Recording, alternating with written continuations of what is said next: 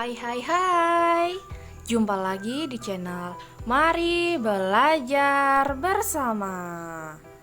Pada video kali ini kita akan belajar tema 2, subtema 2, dan pembelajaran kelima. Bagaimana? Sudah siap untuk belajar? Yuk kita langsung ke materi.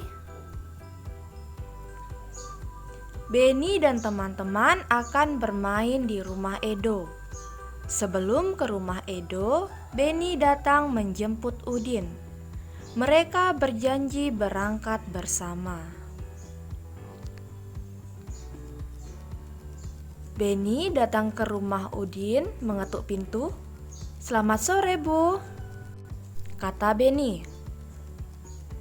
Kemudian ibu membukakan pintu sambil menjawab, "Selamat sore juga, Benny. Silahkan masuk." "Terima kasih, Bu. Udinnya ada, Bu?" tanya Benny. "Ada, Benny. Sebentar ya, ibu panggilkan." "Udin, ini Benny sudah datang," panggil ibu. "Iya, Bu. Aku sudah siap. Bagaimana, Benny? Kita berangkat sekarang?" tanya Udin. "Baiklah, ayo," kata Benny. Benny dan Udin kemudian berkata, "Ibu, kami berangkat dulu ya." "Benny tidak minum dulu?" tanya ibu. "Tidak usah, Bu, terima kasih. Edo mungkin sudah menunggu kami. Kami berangkat ya, Bu," kata Benny. "Iya, Nak, hati-hati di perjalanan ya," kata ibu. Benny dan Udin berkata, "Iya, Bu," sambil menyalami ibu.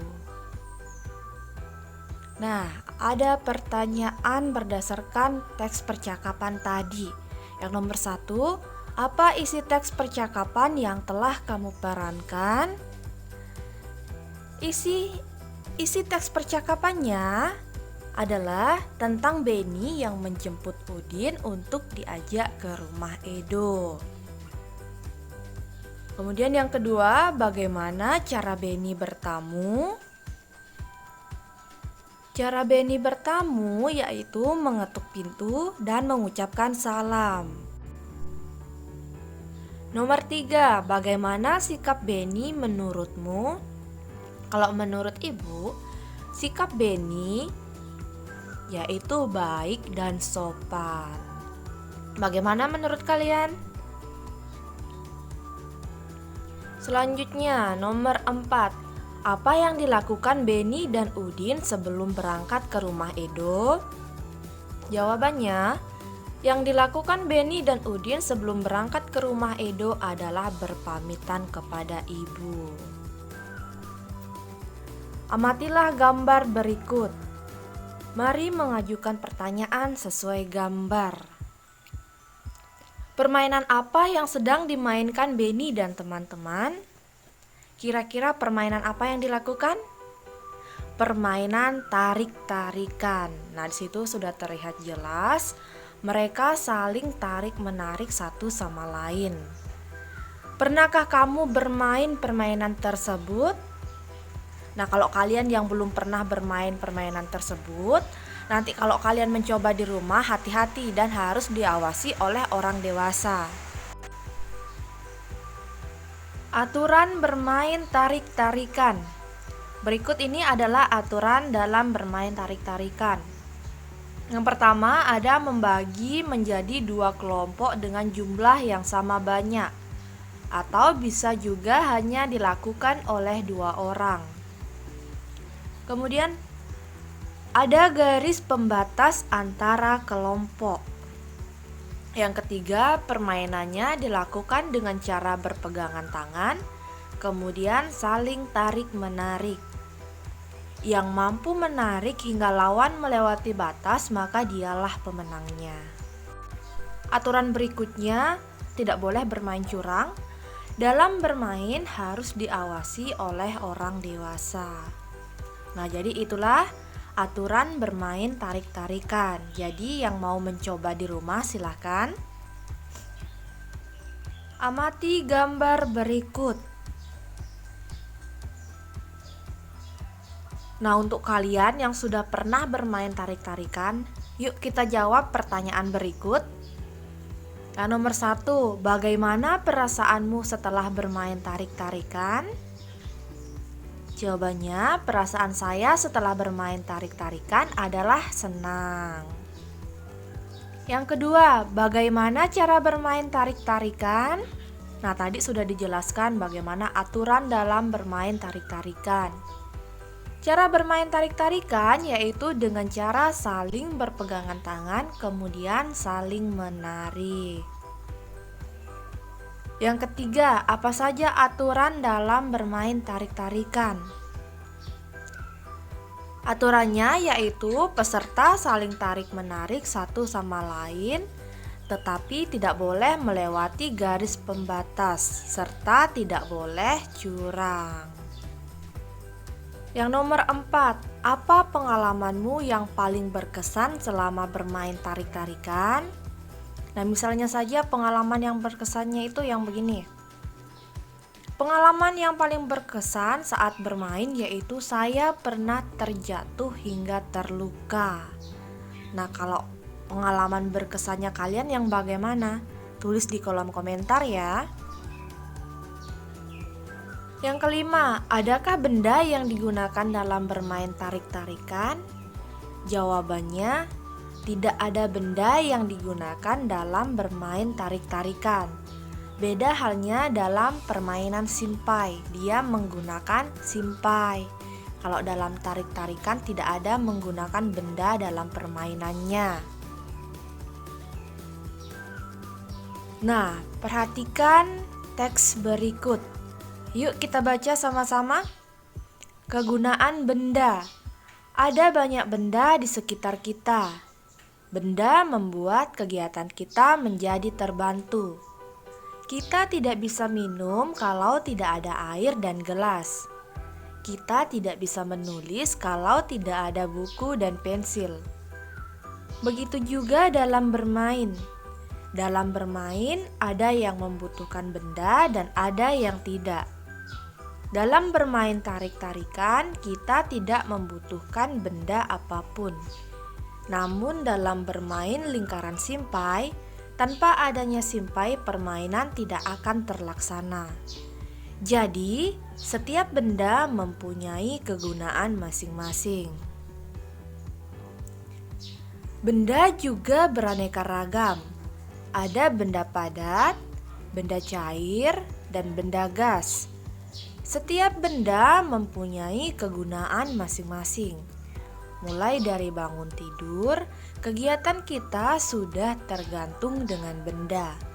Ketika mandi, kita membutuhkan air, sabun, sampo, gayung, dan lain-lain. Ketika memasak, ibu membutuhkan kompor, wajan, pisau, dan alat-alat masak lainnya. Ketika akan berangkat ke sekolah, kita membutuhkan seragam, sepatu, tas, buku, pensil, penggaris, dan peralatan sekolah lainnya. Kehidupan kita akan selalu tergantung dengan benda. Untuk itu, kita perlu menjaga benda-benda di sekitar kita. Nah, di dalam teks tadi dijelaskan berbagai macam kegunaan benda yang kita gunakan dalam kehidupan sehari-hari.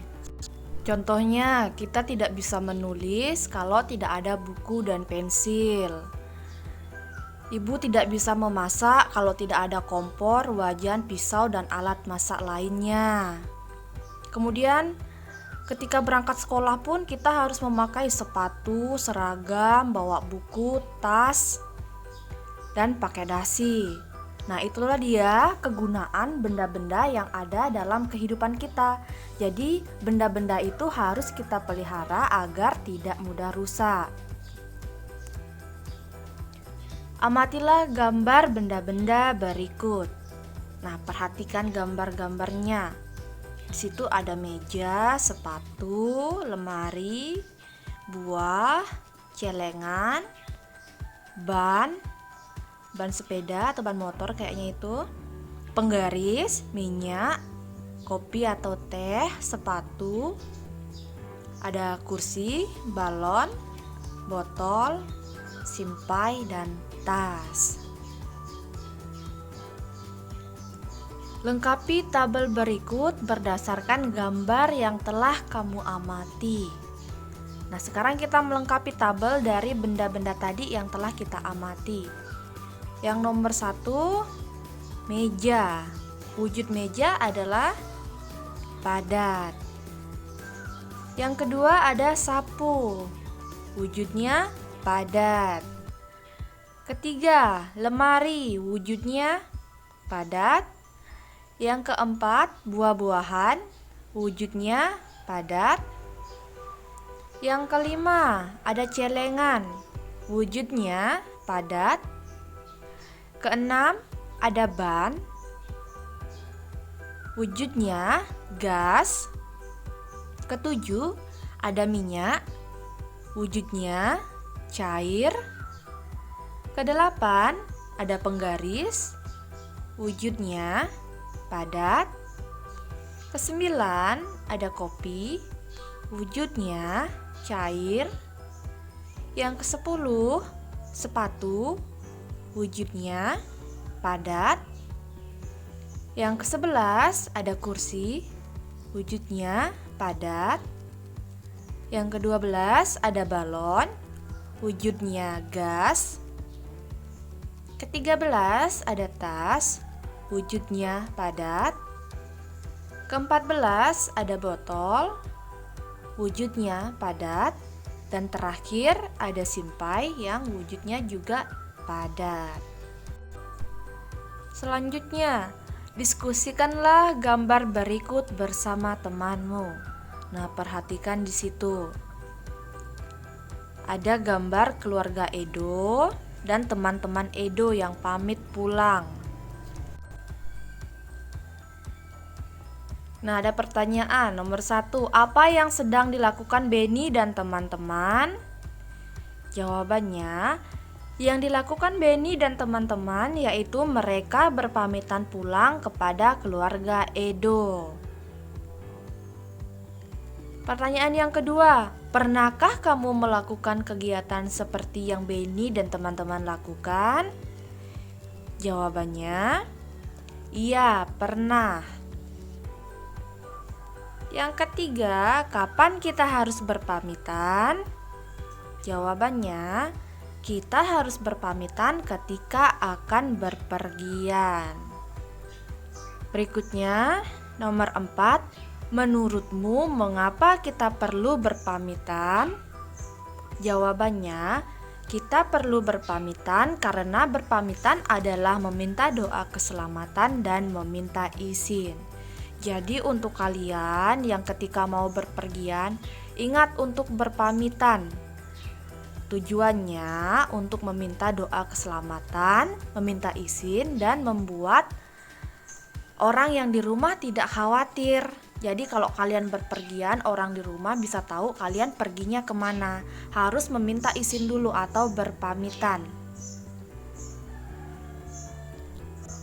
Berikutnya, berilah tanda centang pada sikap yang menunjukkan mematuhi aturan dan tanda silang untuk sikap yang tidak menunjukkan mematuhi aturan. Nah, berikut ini ada 5 sikap. Apakah dia mematuhi aturan atau tidak mematuhi aturan. Jadi nanti yang mematuhi aturan diberi tanda centang dan tidak mematuhi aturan diberi tanda silang. Sikap yang pertama, menyapa dengan senyum. Apakah itu mematuhi aturan atau tidak mematuhi aturan? Ya, itu mematuhi aturan. Kalau bertemu dengan orang, kita harus menyapa dengan senyum, jangan muka cemberut. Oke, yang kedua, pamit ketika hendak pergi. Tentu saja itu sikap mematuhi aturan. Yang ketiga, Tidak merapikan peralatan setelah bermain. Ini adalah sikap tidak mematuhi peraturan. Jadi kalau selesai bermain, alat-alat mainnya itu atau peralatan mainnya harus dibersihkan atau ditaruh kembali di tempat seharusnya. Yang keempat, bermain sampai larut malam adalah sikap yang tidak mematuhi aturan. Ingat, dalam bermain tidak boleh lupa waktu. Kalau bermain lupa waktu, nanti kalian lupa makan, lupa belajar, dan lupa mandi. Ya, jadi harus disesuaikan, tidak boleh bermainnya itu berlebihan. Kemudian sikap yang kelima, duduk dengan sopan. Iya, termasuk sikap yang mematuhi aturan. Nah, cukup sekian pembelajaran kita pada video kali ini. Untuk kalian yang merasa video ini bermanfaat, mohon di-subscribe dan di-share agar channel ini bisa berkembang menjadi lebih baik lagi. Seperti biasa, ada satu kalimat motivasi untuk kalian semua. Pembelajaran tidak didapat dengan kebetulan. Ia harus dicari dengan semangat dan disimak dengan tekun. Oke, sampai jumpa di video pembelajaran selanjutnya dan bye-bye.